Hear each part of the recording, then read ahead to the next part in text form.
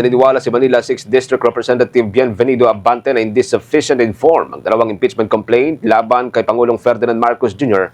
dahilan na nag-walk out ang veteranong mambabatas sa pagdinig ng House Justice Committee. Taasang iginiit ni Abante na wala umunong sapat na porma ang nasabing mga reklamo at sabay walkout.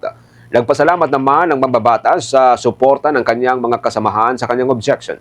Dagdag pa ng mambabatas sa kanyang pag-unawa, isa lamang itong walang saysay na proseso at pag-aaksaya ng pera ng taong bayan, kaya't minabuti niyang mag-walkout sa kasagsagan ng pagdinig. Balikan po natin ang naging senaryo kahapon.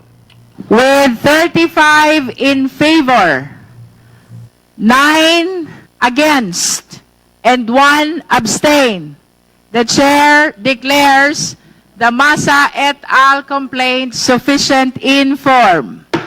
Madam Chair, The Honorable Abante. it is very clear that there is insufficiency in form. Very clear po yan.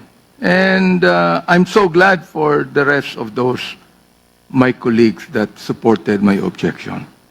And therefore, realizing that this is actually an exercise in futility and a waste of the people's money, I therefore would like to walk out of this hearing right now.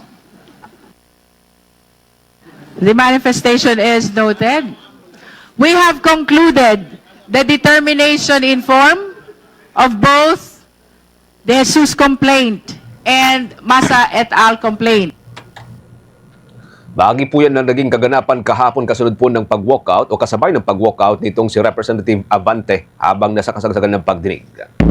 For the most trusted source of news and information, visit our website at www.bomboradio.com. Follow us on Bombo Radio mobile app, Facebook, YouTube, TikTok, and X, formerly Twitter.